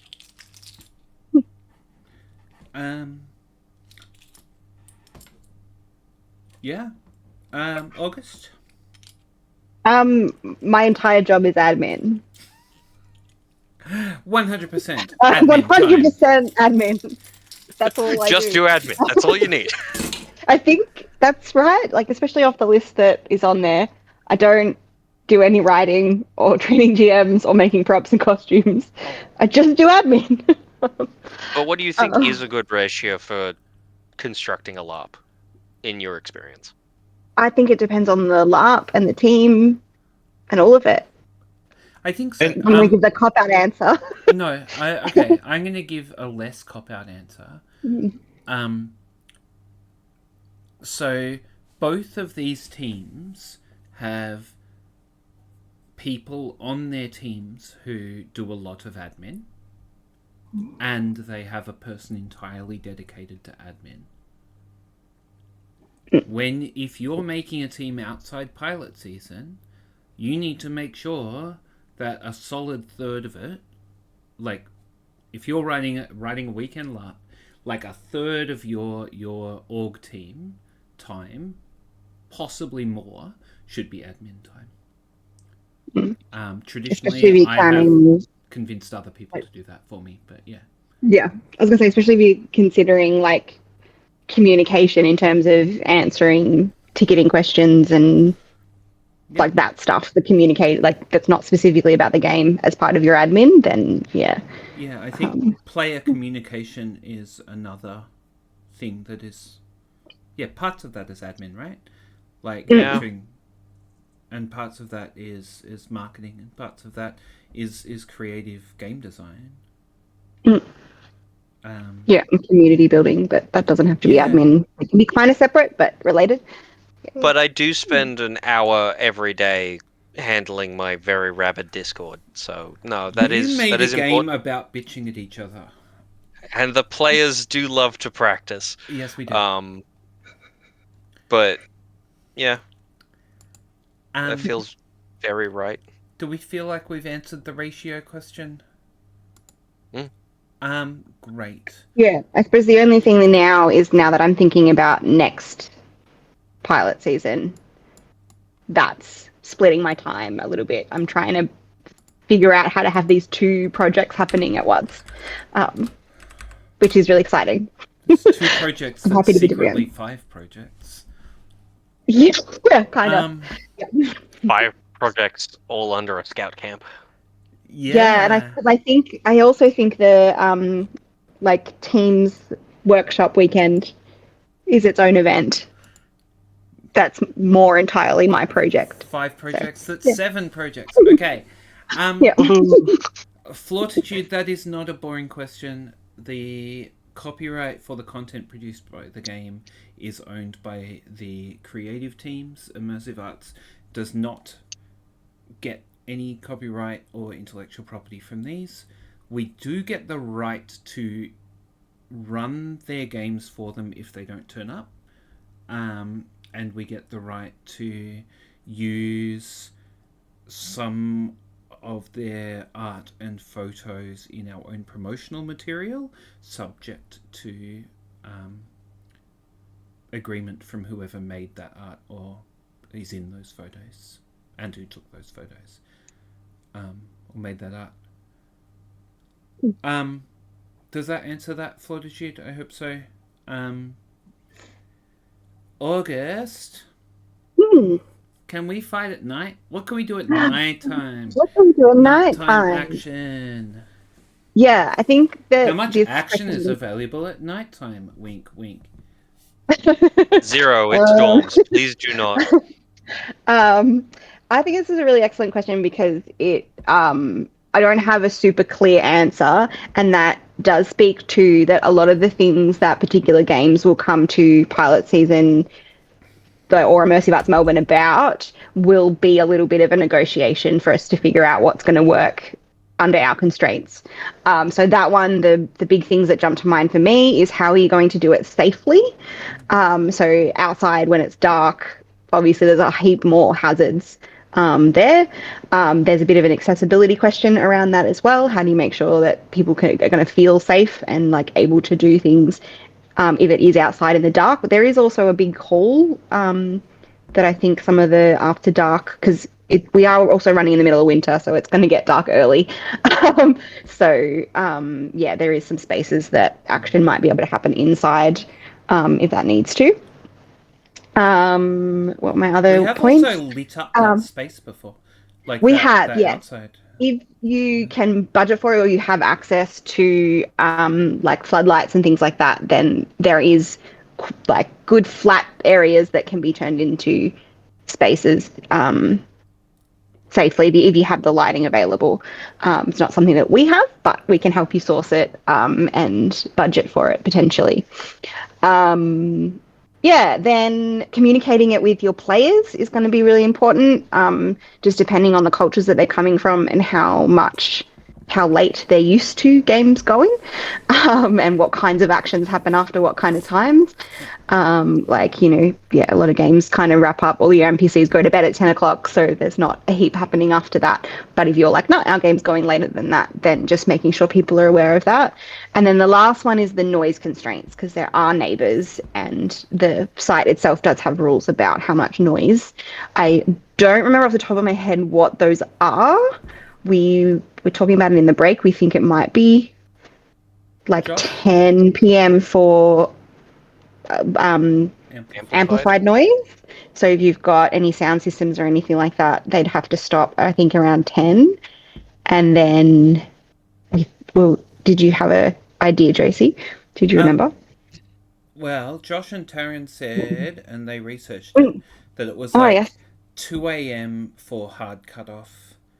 And I thought it was midnight for amplified noise, but it might be 10, sometime around there. Yeah. So we do have... Yeah, we'd confirm it for you. Yeah. Yeah. So there are some of those limitations, but also that's like a conversation that we would have with our writers, right? Yeah. And just go, okay, so what are we doing? Why are we doing it? How are we going to make it work? And if we can answer those questions well, we can do it. And if we can't answer those questions well, then we can't do it. Yeah. Can we safely set fire to the giant wooden structure that we've built? No. No. We did think about it, but no. No, turns out. We also can't have large fires, like real big fires. There's a limit. The fires have to be... There's a bonfire spot. If you're having a fire, it has to be in that spot. And it has to be during winter, so we're probably all right there. Yeah. Someone's asked how early is too early for a surprise morning bugle call. Don't set games before 10 a.m. It's just mean.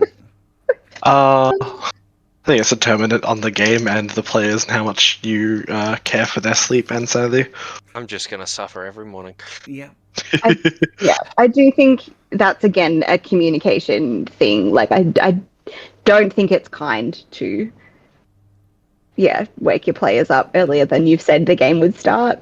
Yeah. Though there is If your like, play... Sorry, you go. no, there is a scale of timing for our games because we have breakfast, lunch, and dinner on Saturday. You will have time blocks that are the most reasonable for play and for not play. If you're running a game where your players, like if you're running like, I don't know, Full Metal Jacket as a LARP, and 24-hour sleep deprivation and your simulator. players have signed up for that, and your players are choosing that and know in advance, that's a different question. Way back at Black Powder of Bloodlines, I ran a dawn service, and I thought I'd have like 2 people show up, and there was about 15 people that came to the dawn service at that game. And that was a winter game too, right? Yes. But like you can do what your players are expecting. You can do stuff like Hat probably won't come to your game if you say it's an early morning game. Or I'll will have to consider and just very like, heavily. Fine. But like if they're expecting it, you can do it, and if they're not expecting it, don't, because it'll really upset people. Which is good design philosophy in general, really. Tell players what will happen. You don't have to give away your surprises, but you do have to give away your facts. Yeah. The factual things that will occur. Yeah. Oh yeah, Like- content warnings aren't spoilers. Mm. The what Yeah. isn't the why or the how. That's a really when. good point. Like, there will be a jump scare. When? I'm not telling you. Fucking... There'll be a jump scare. Yeah, we had a player a long time ago when we were running. A long time ago. When we were running Zeppelin, there was a horror subplot around a serial killer, and one of the players is the detective who was hunting him. And that player had specifically contacted us to say, you can, like, just go sick, do whatever. And we woke him up at 4:30 in the morning and kidnapped him. And then hid him in a hidden spot for like 5 hours until the no one found him, so we killed his character. And that was great for him because he'd signed up for it. He wanted to play that game, and that was a game that he'd chosen. It was awesome. But if we'd done that to a player who hadn't signed up for it, it would have been a nightmare. Like, and a genuine out-of-character, terrible thing to do. So, you got it. Bugle calls are like serial killer kidnappings.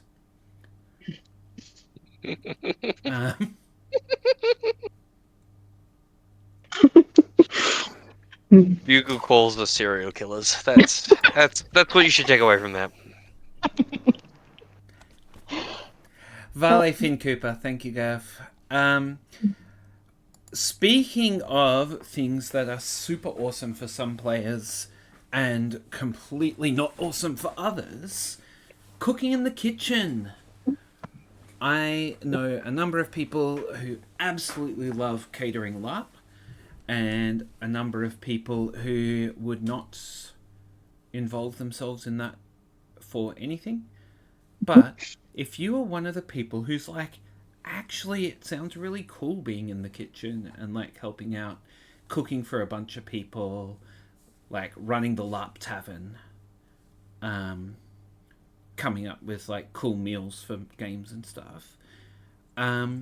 We are looking for people who might want to learn about that. Right, August? Yes, that's right. In exchange for helping cooking at one of the 2 events that are coming up.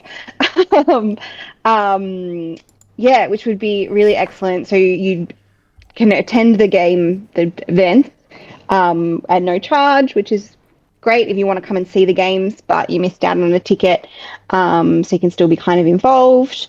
Yeah, what else do I want to say? We have Jack, who's the, I don't know, LARP chef extraordinaire, has been catering our events for a long, long time, basically filling sort of a mentor role.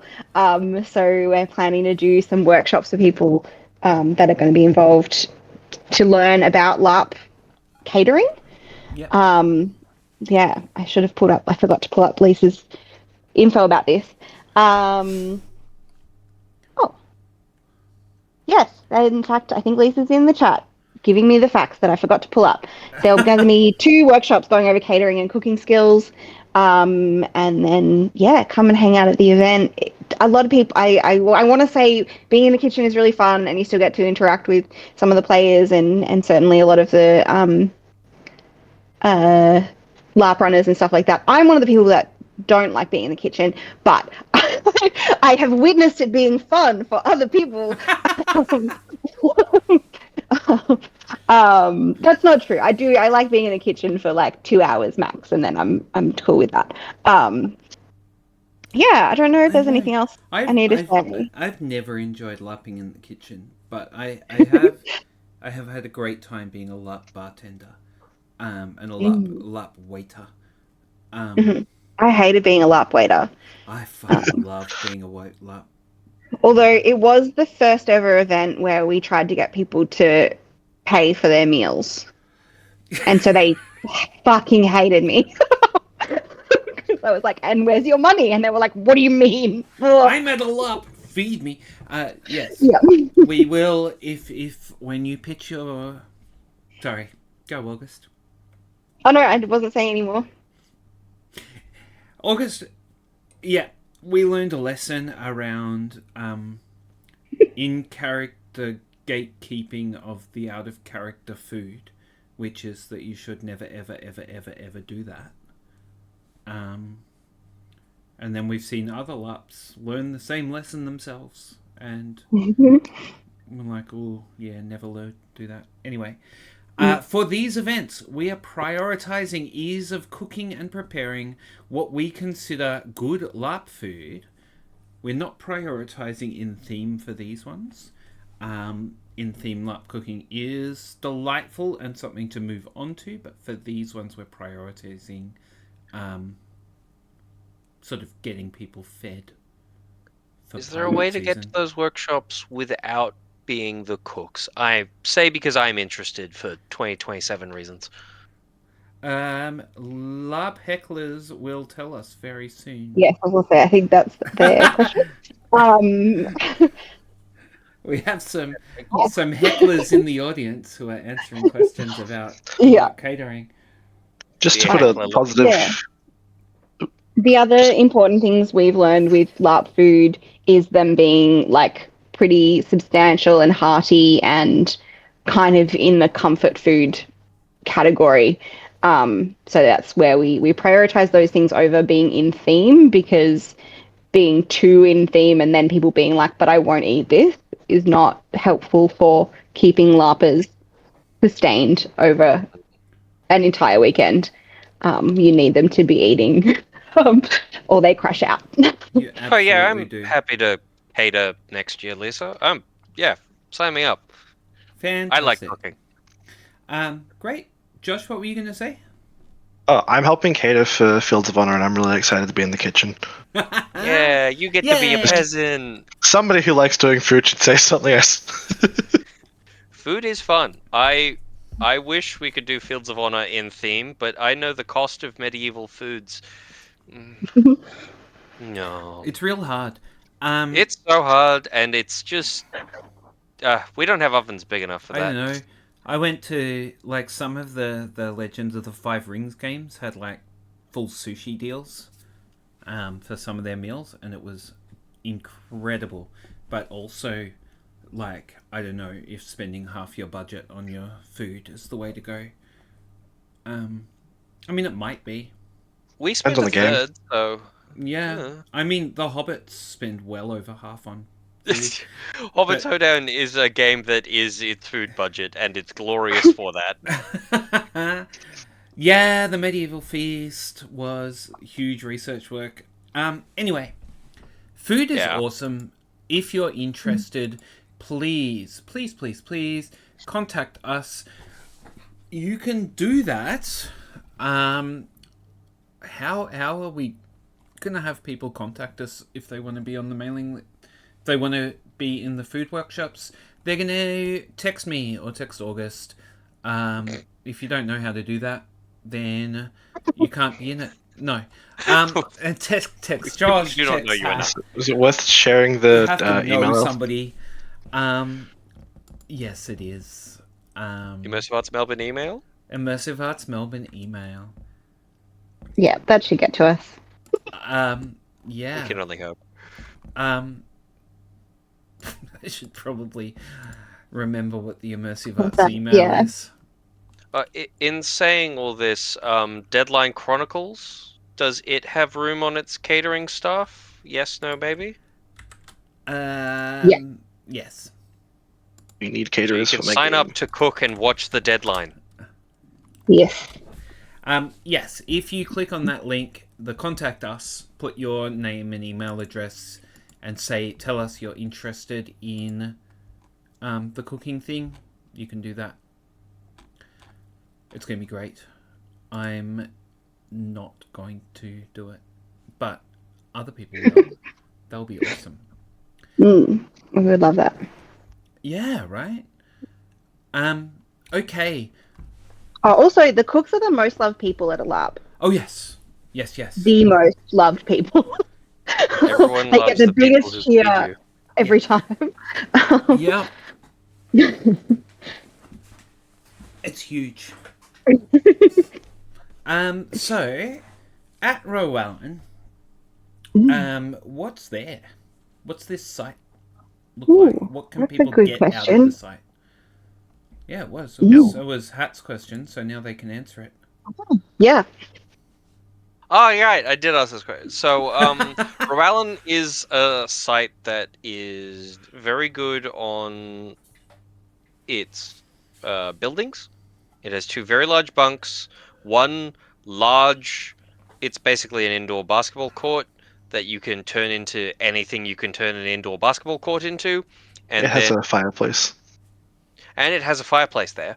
It has a bonfire pit, and then the hall attached to the kitchen is where you will have your meals. I found this out mostly because the tables are bolted down. You cannot rearrange that room. You can only use it as it comes. And then the rest of it is sloped woodland going into some soft to semi-dense brush. It's very large and a lot of downhill and uphill. It has some flat spaces, but what this means to me is that it is a site that's very good for being near a centralized location. Josh is doing some very interesting things with it in Deadline Chronicles. I'm deliberately not. I'm putting my LARP right next door to all the amenities because I don't want to go very far. And it is fantastic for that, I think. Also has a very good shower block with multiple showers for all endocrine systems and just good plumbing. Um, 10 showers. It is up in the hills, though, so it will be colder than normal. It does, however, have full sight blockage. You do not have to look at Modern World if you don't want to, which is a very handy thing for your immersion. It is Australian bushland, though. It does not look European. So if you were picturing a European forest, it's not one. It is that distinct grey tan color that Australian bush gets. Um, I'd argue it's very green. There's a lot of nice furniture Mm. when you go for the 20 to 30 It minute won't hike. be in If you winter. go far enough down, it's pretty. Yes, When but you if go you will, far enough. if you go deep enough into the woods, kids, you can find anything. It does have a secondary site deeper into the woods that is accessible. I'm not using it, but it's there. The scouts use it a lot, apparently. Um, Also, through June to August, it will be cold, so it will be very cold out there. It does, however, have no light pollution, so it means when it gets dark, it gets dark. But this also means you get the stars. Nice features, nice features. What were some other thoughts I had about the site as I was? I will say on the cold thing, there is like radiator heaters in the cabins. We spoke with the rangers, and they'll just be on. They don't make the rooms warm; they just take off the chill.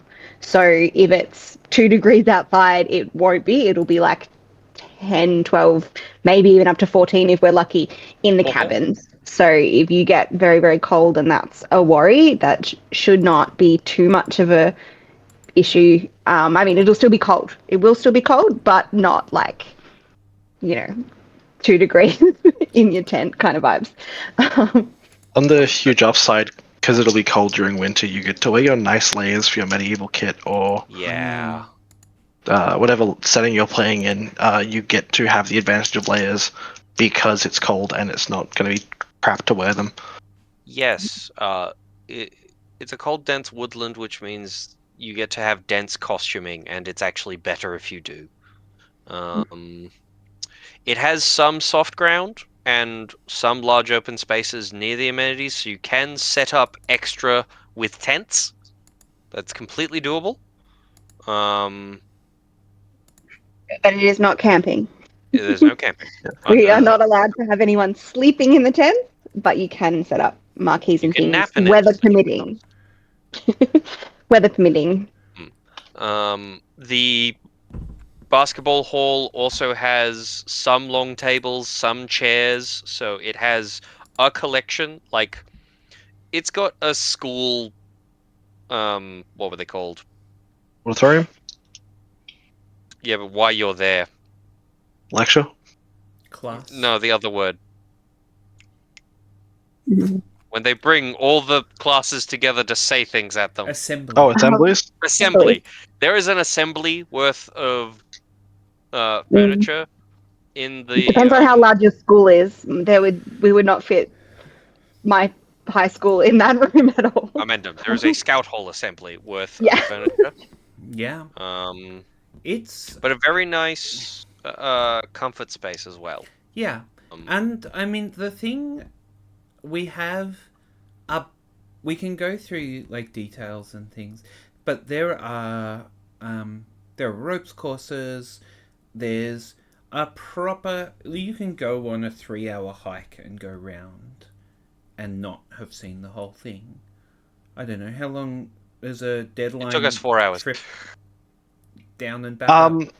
The main expanse we want to use is we did it walking fast, 12 minutes down, 12 minutes up, and we were all knackered and didn't want to walk the rest of the day. At a gentle, reasonable, repeatable pace, it's probably about half an hour down and back. Yeah. How long is it if you're attacked by goblins all the way? How good are you at fighting? How many goblins? It's either really slow or really fast. If you wipe out early, you go back up the hill. Oh, Amazing. speed strats. Okay. What are some things? Oh, it doesn't have a lot of exterior-facing lights. It has enough to get you between the buildings, Yeah. but I This is- don't know what else it has. Yeah. Okay. So, it was a good question. Games will be 30 to 50 people, largely because we think that's a good amount to learn how to run a weekend game. Also, how many bunks there are. And it's how many bunks are at Row Allen. Like if you want to run a game for 200 people, awesome. Good luck.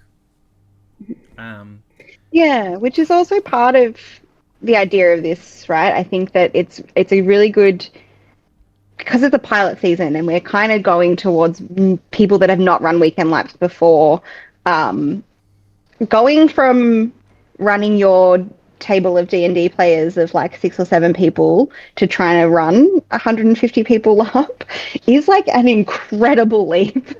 So I think it's really nice for people to have a game with 25, 30, 40 players to start with and see how that, because that's I guess how we started out, running quite small games and building up the numbers as we went. At the time, 40 players was pretty big. Yeah. That was a big game. Yeah, well, and I think Zeppelin's first game had, what, 20 25? players? Maybe? 25. Yeah. Yeah. I think it was like just over 30 people total. We had 4 GMs. Oh my goodness. Your GM ratio is important. So important. Yeah. Okay. We've got a little bit of time left. We've covered most of the stuff. Further questions can be added. We will answer them. So we talked about what is due for the 31st, for the pitch, right? Which ends in May. Yep. I will just drop that entire thing in the chat. With your permission, August. Yeah. Sure? I'll just like double check. Yeah, I think so. Yep. Great. All right. These dates are not locked in stone. Also, I can't just drop the entire thing in the chat because it's too long. Fine. Half and half. Half and half. Okay. Or thirds, or however many it takes. I don't know. Publish it as a PDF. Publishers as a PDF. It will. This is a preview. This is almost like us pitching the pilot season pitch. Yeah.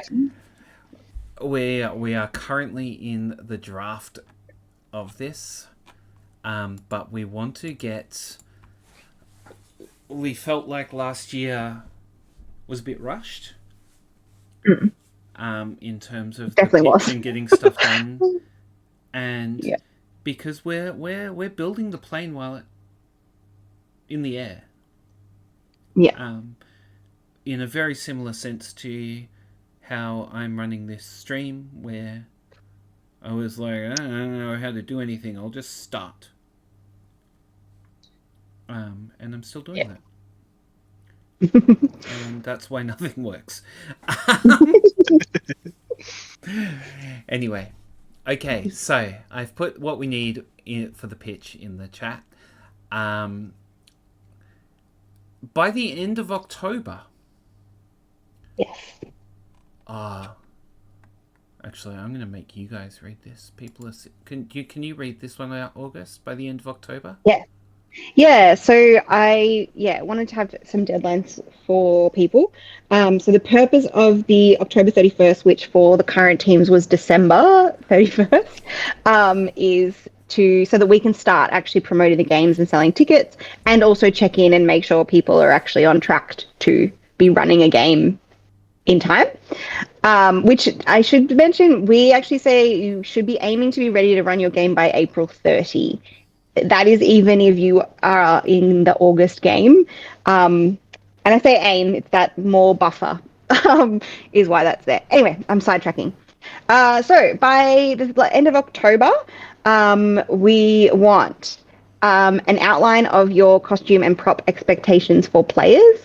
You basically have to have figured out what kind of costume expectations you have. And be starting to work on that kind of documentation.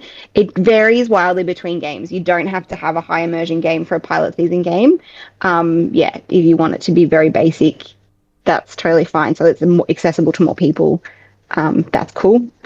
We need an image or images for use on social media and website. Both the current teams did logos. I did deliberately say an image in case people preferred to do photography or anything like that. But it sounds like logos are very useful. I said a plan for your crew, including your NPCs, GMs, and fellow game runners. So this is your direct team. I do think by that October 31st, it's probably a good idea to have your really core team actually locked in with people that you're excited to work with. In terms of NPCs and GMs, depending on what you want those roles to do, you might still be just having a plan of how you're going to recruit them, but you certainly need to be putting those wheels in motion to, recruit your NPCs and GMs by then. Next one is a budget spreadsheet, which... Sorry? No, keep going. I was just going to say, do we want to... No, keep going. No, just go. We'll do them all and then we'll come back. Right.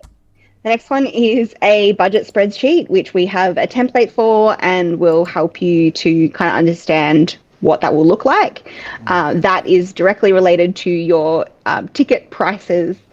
So we have a minimum that we need, like sort of per participant, to cover all the costs of like the logistical end of running the game. And then I'm running with, radical transparency here. And then we allow our teams to put on a little bit more onto those tickets for their own budget, for things like props, for if they wanted to subsidize some of their crew, for different things like that. We allow people to go up from that, but there is a minimum that we require per participant. And then an outline and a plan for when your rules are going to be done, when your character creation and how you're going to do character creation, and when that's going to be ready for players to submit. You plan for your setting and story, plan for your props, GMs, basically all of that. It's basically we want you to be timelining out everything. Then with that, it's kind of up to you how much you want us to be chasing you up on all of your things. I've been doing pretty regular check-ins with the teams, but they both, I think, have people on their own team that are doing more of that than I have been doing. So that's kind of the balance that's worked out in this year. But if you want us to be like putting them in our calendar and actually calling you up or whatever on the day that you said it was going to be done and saying, is it done? Then that's something we could certainly be doing as well. Yeah. Yeah, that's my list for the October 31st. Fantastic. Any comments on that from our game designers? It's a good list. Yeah. Like, those are kind of all the things you need to have in development by that point. Yeah. Like, that's such a good bare bones, like not even bare bones, it's such good like coverage of the things that are going to be important to actually run your game. Because do consider that your developer check-in. That is your, hey, you're making a game, right? You said you would. Can we see what you're up to? Yeah. My team got very stressed because we took that to mean have finished rules. And we did crunch out finished rules. We didn't have to. Your rules That wasn't have even the rule book. We improved just since had all the then. rules done and went, Yeah. well, I guess we got these. Yeah.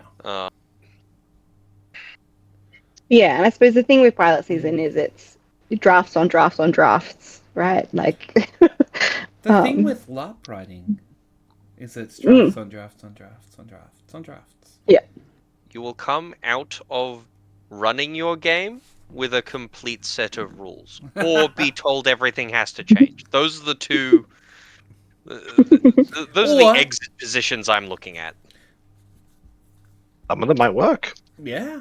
Some of them might work. I'm hoping to have a complete set of rules. That way, I can spend 27 doing admin. I have played games that did not have a set of...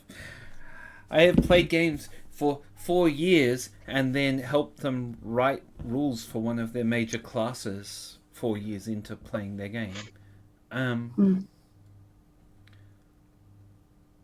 Anyway, so these guys are all doing great. It should be noted that this stuff, like, you can change it as you go. You can, like, your plan for the crew with your lockdown NPCs, GMs, fellow game runners, or your plan for that crew, your lockdown, game runners, and then, someone gets injured or someone has to move away or two people break up or whatever. Like, those things can change. And that's okay. But you got to have it planned so you've got something to deviate from. You will feel very stressed when tickets get bought. There is no way of being the director and not being scared out of your mind that day. I spent all 12 hours of that day doing admin and responding to players. There's The no oh getting shit, it's around that. real is a very strong feeling. When they buy tickets, the shit will be very real. There's no preparing for that. I'm just letting you know. But it will either galvanize you or you will stare at all of your work and go, oh dear God. I do find it very funny that you guys were both more or less equally terrified of not selling any tickets and selling all your tickets. Yeah, there was 2 results. No one wants to play or too many people want to play. Now I have a wait list. Yeah. Amazing. Okay. Last chance in the chat for questions. Cause we're gonna go. I think we've covered mostly everything we wanted to cover. Did I miss anything? If I complimented you all enough? Okay. Yeah, more is Josh, always you're nice. beautiful today. Pat, Oh. you are magnificent today. The timbre of your voice is delightful. So, pilot season is launching. We are running 2 games in 2026. We are running 3 games in 2027. If you're interested in pitching your game through to us and getting our help running it, we will be opening pitches in the next couple of weeks. The best way to find out, in the next month, the best way to find out about that is to be on our mailing list. Alfie has a question for you, August. It's a great question. It is a great question. I don't know that I have a great answer for it. Question is, I have an idea for a game where Rhode Island doesn't seem like the best fit. If I don't run it through pilot season, how can I find out where about alternative venues?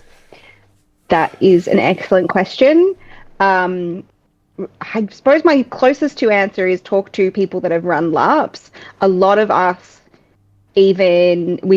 know more sites than just the ones that we've played at, because we have scouted more sites that are around. And there's not gonna be a direct overlap, right? So the ones that we've looked at and the ones that other teams have looked at are gonna be different. And I guess get really specific on what you want in a site, and that'll really help people to think which site might be best suited to it. You Yeah. can Did you have start anything? with Scout Halls Victoria and Scout Sites Victoria. There is, I think, 1 or 2 dozen of various sizes, distances, and capacities. I Also started the guides? going through them. The guides. The guides as well. Yeah, guides as well. There's They the Hobbit all Hobbit by Hoedown now. one. Right? Yep. We have a long legacy of land being handed to them, so they have a lot of it. There's school camps are also a useful look up.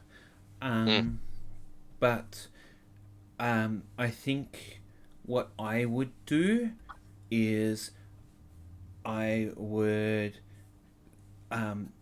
seek out a work out what you want, and then text us, email us,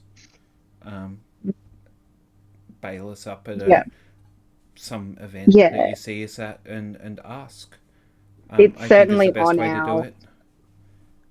what we want to develop at some point, in a similar vein to the LARP calendar. Josie is some kind of database of the sites of that are out venues there. would be amazing, and we've wanted that'd be one nice. for 20 years.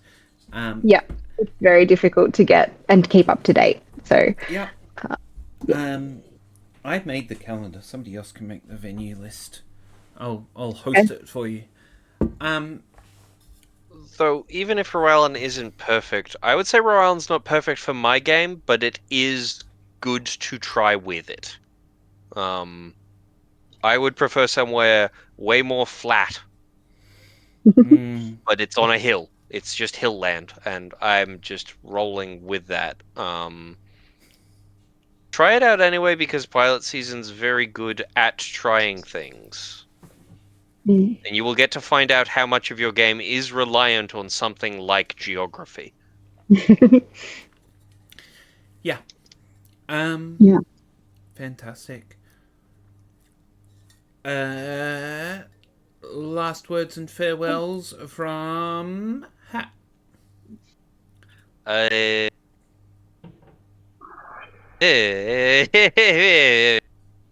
You will be very tired the entire year. But it'll be fun and worth it, right? It's so much fun. It's so much worth it. You will also have a room full of players all listening to you intently about nonsense, and you just have to accept it. Such a great That's your future next, Josh. That's yours next. Last words and farewells, Josh? Thanks for having me on the stream again. This has been fun. If you have bought a ticket to my game and you aren't somehow aware, we have a player workshop this weekend and an attendance form in our Discord and in your emails. Please check your junk. Beautiful. So yes, thank you very much, Josie. Thank you very much, August. August?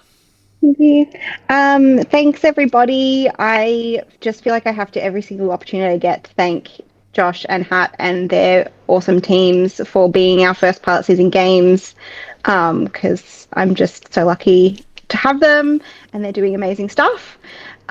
Especially as this is our pilot season, right? So we're figuring it out as well.